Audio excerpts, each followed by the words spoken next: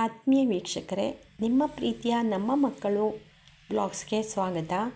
ನಾನಿವತ್ತಿಲ್ಲಿ ಈಶ್ವರನ ಒಂದು ಅದ್ಭುತವಾದ ಸ್ತೋತ್ರ ವೈದ್ಯನಾಥಾಷ್ಟಕಂ ಹೇಳ್ತಾ ಇದ್ದೀನಿ. ಈ ಸ್ತೋತ್ರ ಹೇಳೋದ್ರಿಂದ ನಮಗೆ ಏನೇ ಕಾಯಿಲೆಗಳಿದ್ದರೂ ಅದು ವಾಸಿಯಾಗುತ್ತದೆ ಅನ್ನೋ ನಂಬಿಕೆ. ಈ ಸ್ತೋತ್ರ ಕೇಳಿದರೂ ನಮ್ಮ ಅನಾರೋಗ್ಯಗಳು ಸ್ವಲ್ಪ ಮಟ್ಟಿಗಾದರೂ ಕಡಿಮೆ ಆಗುತ್ತದೆ. ನಂಬಿಕೆ ಮತ್ತು ಶ್ರದ್ಧಾ ಭಕ್ತಿಯಿಂದ ಈ ಸ್ತೋತ್ರವನ್ನು ಪಠಿಸುವುದರಿಂದ ನಮ್ಮ ಅನಾರೋಗ್ಯ ವಾಸಿಯಾಗುತ್ತದೆ. ಬನ್ನಿ ಸ್ತೋತ್ರ ಪಠಿಸೋಣ. ವೈದ್ಯನಾಥಾಷ್ಟಕಂ. ಶ್ರೀರಾಮ ಸಮಿತ್ರಿ ಜಟಾಯುವೇದ ಷಡಾನನಾದಿತ್ಯ ಕುಜಾರ್ಚಿತಾಯ ಶ್ರೀನೀಲಕಂಠಾಯ ದಯಾಮಯಾಯ ಶ್ರೀವೈದ್ಯನಾಥಾಯ ನಮಃ ಶಿವಾಯ. ಶಂಭೋ ಮಹಾದೇವ ಶಂಭೋ ಮಹಾದೇವ ಶಂಭೋ ಮಹಾದೇವ ಶಂಭೋ. ಗಂಗಾ ಪ್ರವಾಹೇಂದು ಜಟಾಧರಾಯ ತ್ರಿಲೋಚನಾಯ ಸ್ಮರಕಾಲಹಂತ್ರೆ ಸಮಸ್ತದೈವೈರಭಿಪೂಜಿತಾಯ ಶ್ರೀವೈದ್ಯನಾಥಾಯ ನಮಃ ಶಿವಾಯ. ಶಂಭೋ ಮಹಾದೇವ ಶಂಭೋ ಶಂಭೋ ಮಹಾದೇವ ಶಂಭೋ.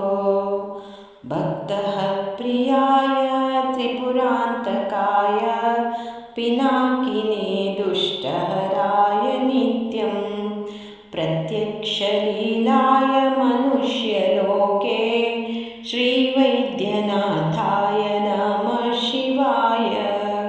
ಶಂಭೋ ಮಹಾದೇವ ಶಂಭೋ ಶಂಭೋ ಮಹಾದೇವ ಶಂಭೋ. ಪ್ರಭೂತವಾತಾದಿ ಸಮಸ್ತರೋಗ ಪ್ರನಾಶಕರ್ತೆ ಮುನಿವಂದಿತಾಯ ಪ್ರಭಾಕರೇಂದ್ವಗ್ನಿವಿಲೋಚನಾಯ ಶ್ರೀವೈದ್ಯನಾಥಾಯ ನಮಃ ಶಿವಾಯ. ಶಂಭೋ ಮಹಾದೇವ ಶಂಭೋ ಶಂಭೋ ಮಹಾದೇವ ಶಂಭೋ. ವಾಕ್ಸ್ತೋತ್ರ ನೇತ್ರಾಂಗ್ರಿ ವಿಹೀನ ಜಂತೋ ವಾಕ್ಶೋತ್ರ ನೇತಾಂಗ್ರಿ ಸುಖಪ್ರದಾಯ ಕುಷ್ಠಾದಿ ಸರ್ವೋನ್ನತ ರೋಗಹಂತ್ರೆ ಶ್ರೀವೈದ್ಯನಾಥಾಯ ನಮಃ ಶಿವಾಯ. ಶಂಭೋ ಮಹಾದೇವ ಶಂಭೋ ಶಂಭೋ ಮಹಾದೇವ ಶಂಭೋ. ವೇದಾಂತ ವೇದ್ಯಾಯ ಜಗನ್ಮಯಾಯ ಯೋಗೀಶ್ವರ ಧ್ಯೇಯ ಪದಾಂಬುಜಾಯ ತ್ರಿಮೂರ್ತಿರೂಪಾಯ ಸಹಸ್ರನಾಮ್ನೇ ಶ್ರೀವೈದ್ಯನಾಥಾಯ ನಮಃ ಶಿವಾಯ. ಶಂಭೋ ಮಹಾದೇವ ಶಂಭೋ ಶಂಭೋ ಮಹಾದೇವ ಶಂಭೋ.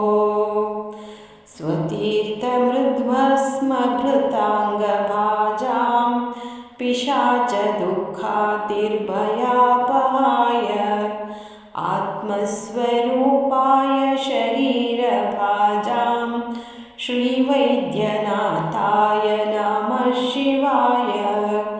ಶಂಭೋ ಮಹಾದೇವ ಶಂಭೋ ಶಂಭೋ ಮಹಾದೇವ ಶಂಭೋ.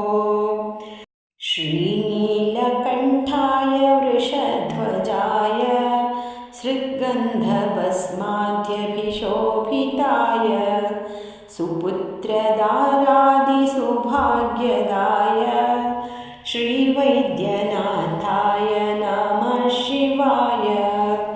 ಶಂಭೋ ಮಹಾದೇವ ಶಂಭೋ ಶಂಭೋ ಮಹಾದೇವ ಶಂಭೋ. ವಾಲಾಂಬಿಕೇಶ ವೈದ್ಯೇಶ ಭವರೋಗಹರೇತಿ ಚ ಜಪೇನ್ನಾಮತ್ರಯಂ ನಿತ್ಯಂ ಮಹಾರೋಗನಿವಾರಣಂ. ಶಂಭೋ ಮಹಾದೇವ ಶಂಭೋ ಶಂಭೋ ಮಹಾದೇವ ಶಂಭೋ. शम्भो महादेव शम्भो शम्भो महादेव शम्भो इति श्रीवैद्यनाथाष्टकं सम्पूर्णम्।